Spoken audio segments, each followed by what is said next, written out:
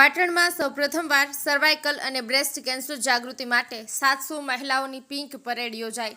પાટણ શહેરમાં સર્વાઇકલ અને breast cancer પ્રત્યે જાગૃતિ તેમજ મહિલા સશક્તિકરણના ઉદ્દેશ્ય સાથે પ્રથમવાર પિંક પરેડનું રવિવારે આયોજન કરવામાં આવ્યું હતું। શહેરના આનંદ સરોવર ખાતેથી મહેમાનોના હસ્તે લીલી ઝંડી આપીને પરેડનું પ્રસ્થાન કરાયું હતું। આ પરેડ આનંદ સરોવરથી શરૂ થઈ સુભાષ ચોક અને બગવાડા થઈને ફરી આનંદ સરોવર ખાતે સંપન્ન બની હતી। આ જાગૃતિલક્ષી કાર્યક્રમનું આયોજન આસ્થા કિડની હોસ્પિટલના ડોક્ટર સુરેશભાઈ ઠક્કરના નેતૃત્વ હેઠળ કરાયું હતું। Rotary club of Patan, Patan જિલ્લા પોલીસ, IMA પાટણ અને સો નચિકેતા ફાઉન્ડેશન આ કાર્યક્રમમાં સહયોગી સંસ્થાઓ રહી હતી। 700થી વધુ મહિલાઓએ પિંક ટી-શર્ટ અને પિંક ટોપી પહેરીને વોકાથોનમાં ભાગ લીધો હતો।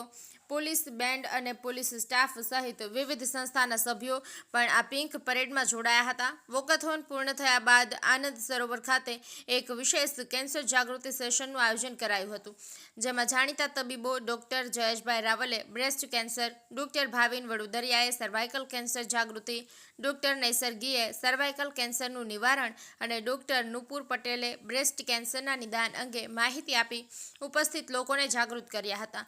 આસ્થા હોસ્પિટલના ડોક્ટર સુરેશભાઈ ઠક્કર અને રોટરી ક્લબના પ્રમુખ ડોક્ટર પરિમલ જાનીએ જણાવ્યું હતું કે પાટણના ઇતિહાસમાં પ્રથમવાર સર્વાઇકલ અને બ્રેસ્ટ કેન્સર પ્રત્યે જાગૃતિ ફેલાવવા તેમજ મહિલા સશક્તિકરણના ઉદ્દેશ્ય માટે પિંક પરેડનું આયોજન કરાયું છે। ડોક્ટર સુરેશભાઈ ઠક્કરે આ અભિયાનમાં સૌને જોડાવા માટે અપીલ કરી અને કેન્સર સામે જંગ જીતેલા વોરિયર્સનું ઉપસ્થિત મહેમાનોના હસ્તે સન્માન પણ કરવામાં આવ્યું હતું। આ કાર્યક્રમમાં ધારપુર હોસ્પિટલના અધ્યક્ષ ડોક્ટર પારુલબેન શર્મા, જિલ્લા પંચાયત પ્રમુખ હેતલબેન ઠાકોર અને પાલિકા પ્રમુખ હિરલબેન પરમાર તેમજ મોટી સંખ્યામાં મહિલાઓ ઉપસ્થિત રહ્યા હતા।